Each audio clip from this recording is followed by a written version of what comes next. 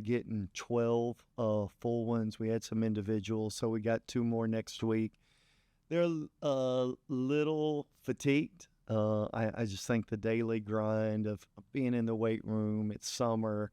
We don't have a game tomorrow, but you as coaches are doing this like we have a game tomorrow. But some of this is just we need to speed up this process. Really excited about this group. I mean, we practiced from 7 to 9 last night, and I thought, when I got home, my daughter asked me, how was it? I was like, not good. But didn't know what the juice would be like today because we came back in and went again at 9:30 this morning, and I thought they were great.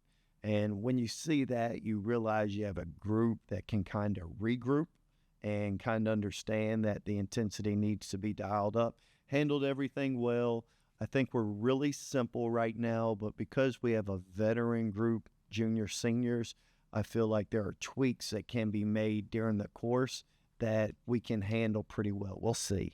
1 week left in the summer, but to be honest, we've avoided injuries. I've always thought if guys are eligible and they passed all their classes, and at the same time they're getting better, you've made good strides in the summer. Yeah, one, physicality. I mean, when you look at him and you look at his legs, I remember watching Russell Westbrook when I would go to the OKC Thunder practice, and his legs were like the size of an oak tree. When you look at KB, you can see his base, and you realize just how physically strong he is, and then the fact that he can move his feet. And so he's got really good lateral. He has physicality. And then he's got switchability, right? I mean, he can defend 1 through 4. We've been playing him at the point guard this summer simply because we've seen it. Sion James left Tulane as a power forward, went to Duke, and we've kind of offensively tried to see if he could act as a facilitator, and he's done a good job. But we really think just the on-ball, his ability to guard the best on-ball guy or the other team's point guard, that's where I think he's unique. He just doesn't have to go out there and defend a 4. He can turn around and guard a perimeter player. But there's 2 things I've walked away with this summer. I should say 3. One, Kenyon Giles can really score the ball. He really has a terrific ability and a knack for scoring and making tough shots. Karan Boyd can guard his tail off, and it's not a fluke. It's legit.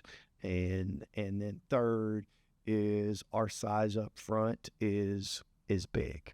In previous years, may have some drop-offs if you were to ever have to go to your backup guys, but I do feel Will, E-Man, Noah, they really carry quite a presence, and they've done a really good job. But Karan Boyd is a presence defensively. Yeah, playing point guard and kind of just saying what he is, I'm not telling you that he's going to be a full-time PG for us, but his ability to offensive rebound at that spot is different because a lot of teams don't see point guards rebound offensively. I think that's where he adds value. He does. He has the ability. If you go back and watch our game here, he's a capable passer to what he does.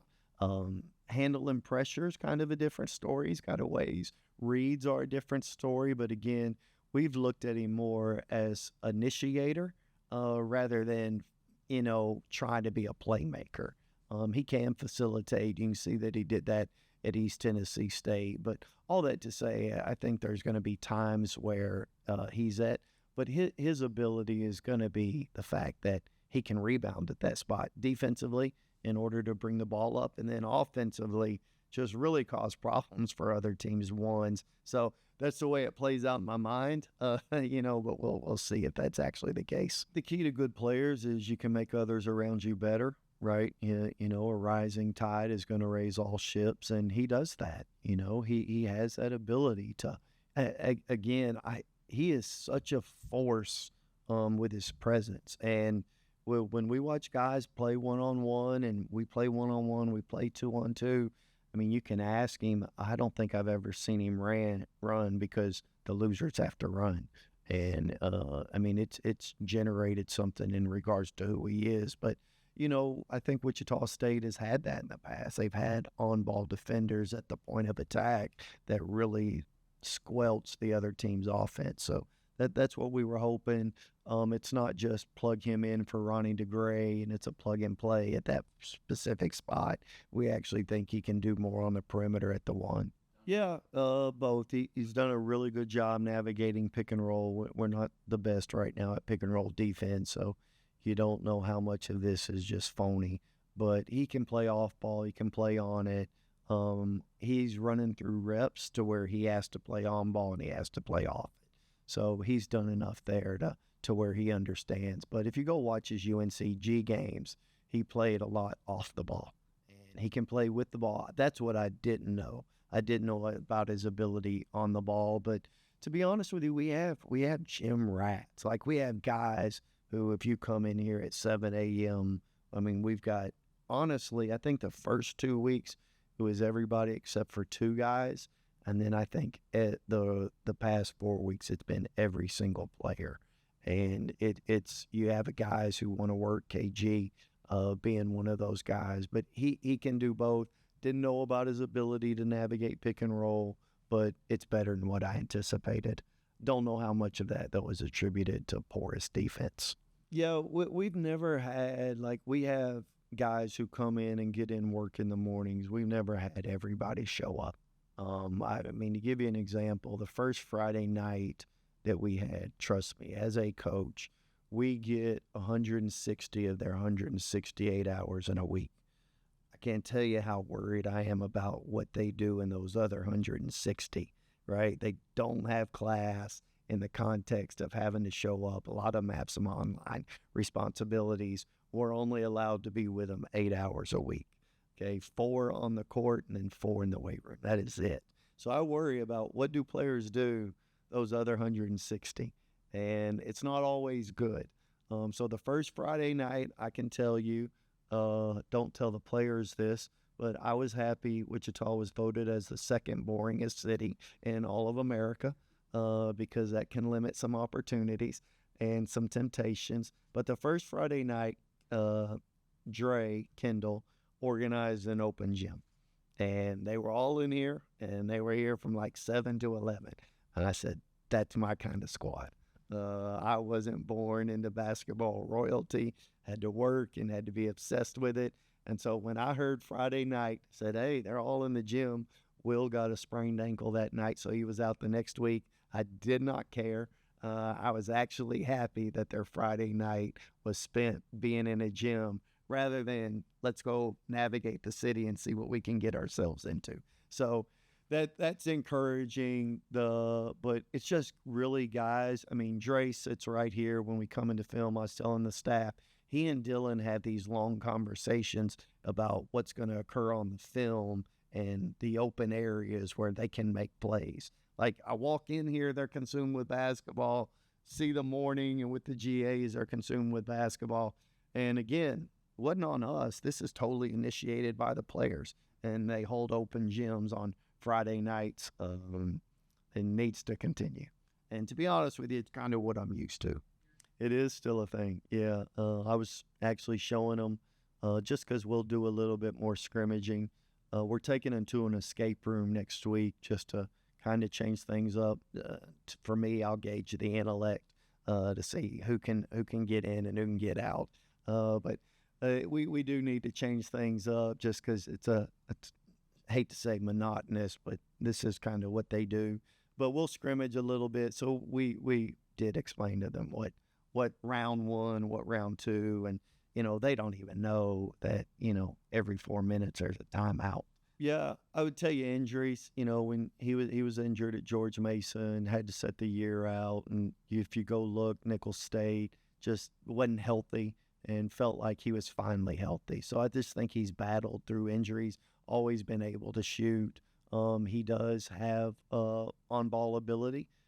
He's been able to make difficult shots. If you go watch, when Nicholls State beat McNeese State, he's making big shots, and he has that ability. But, again, sometimes you have ideas about where players are at, but you're not sure if they can do A or B or C And so a lot of this is us trying to figure out what are they capable.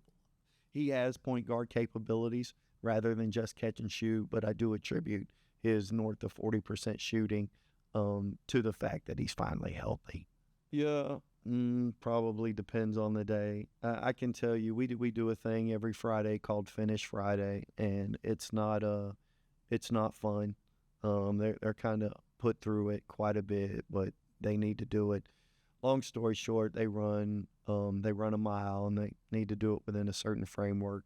The previous Friday, like, the numbers were off the chart. We had guys breaking 5-minute miles, and they were phenomenal. And then this Friday, everybody went downhill. And so you have these ups and downs, and that kind of go through it. And some of it's just the work's pretty laborious throughout the course of the week. And there's days where we try to kill them on Friday, and then we make them run the mile last. So you can kind of see the ups and downs, but that's what summer is. It's really a growth, going back to worried about players and what they do.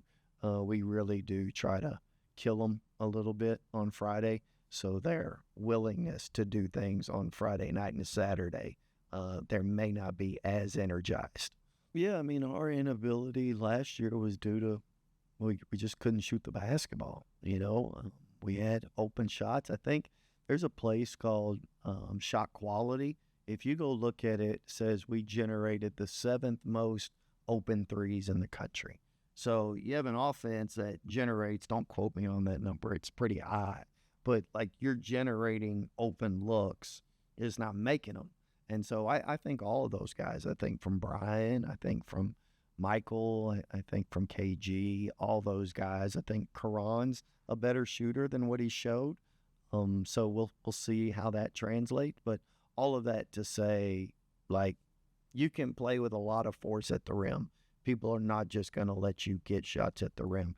Defenses are going to collapse. So when you spray it out, you have to make people who can make you pay. And we haven't been able to do that. And, we'll see, but feel like this team's capable. Yeah, a player-led team is always better than a coach-led team.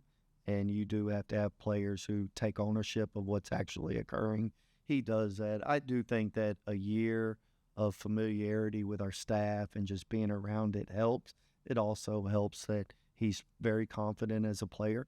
And, I mean, he's got a track record that allows that confidence to occur. But you're also looking at a guy who is from Wichita. And so he talks about being in this building. He one of the things he showed me when he was on his recruiting visit is he's helping up Fred VanVleet off the floor when he's a ball boy at, 10 years of age. And so he takes a lot of pride in not only the city, but in what's occurring here. And the fact that he demonstrates it on the court is a tribute to him. And he's actually made really good strides. I also noticed, JB, that his ankle wrap that first end of practice can kind of tell us, like, if it's anything serious. Like, how? Honestly, don't know. It just happened today. It was during a one-on-one drill. So my guess is it's, hey, ice it down. You'll be okay in a couple of days. I don't think it's anything serious. Todd didn't come over and mention anything about needing to take him to the doctor. So, but that's honestly, I mean, we had Will with a sprained ankle. He had to sit out a week. And then today, JV, those are really the only two issues we've had. Talking to other coaches, when you make these phone calls about other players, I heard from multiple coaches, they said, he's a square. And I said, that's my kind of guy. But you don't know that, right? You're like, is he really obsessed with basketball? He's like, he's going to talk to his girlfriend and he's going to be in the gym. And I was like, that's it. And they're like, yes. And I was like, those are my kind of squares. And so the fact that you don't know that, people can say that stuff. So I've seen it since he's been here. He's been in the gym, loves the gym, and here putting in work. His parents are in the military there in Japan. And so he's flying out next week once summer is over to head to Japan.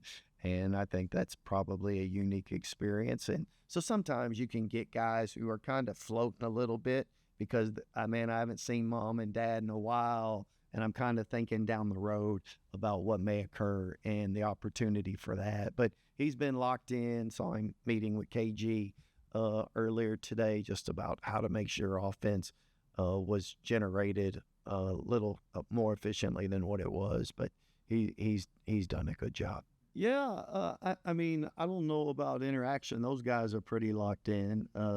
We will have some opportunities to interact with those guys in the latter part of this week before we play the game. So it'll be good for our players, not only just to meet these guys who've worn the same uniforms that they've worn or they will wear.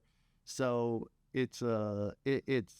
these kind of things are nothing but beneficial. When you're aware of some of the people who've done the same things that you've done, been in the same locker room, sat in these same chairs, played on the same court, I just think it aids the process. But I really think from a player's perspective, it enriches their idea about the history that is associated with Wichita State basketball.